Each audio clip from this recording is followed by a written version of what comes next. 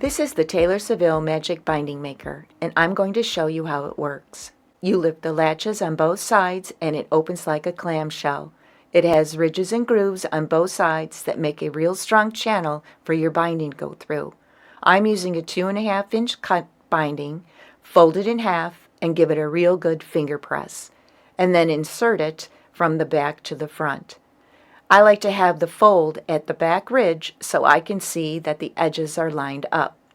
Close the latch down and pull it through.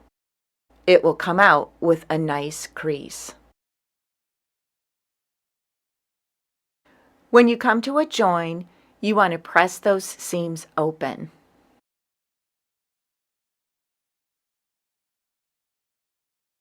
You're going to fold it in half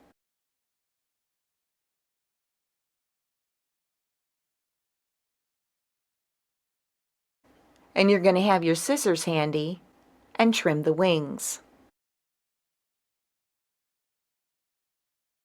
Then continue to pull. You may have to pull a bit harder because the seam is slightly thicker. If for some reason your edges don't line up, you just pull it back a little and line up the edges and then continue to pull.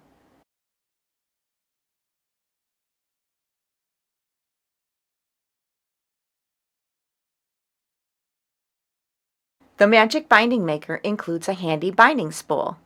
When you finish your binding, insert the edge in the slot and wrap it around the spool. It's really nice because it keeps your binding neat and organized, and it will hold up to 8 yards in case you're doing a larger quilt.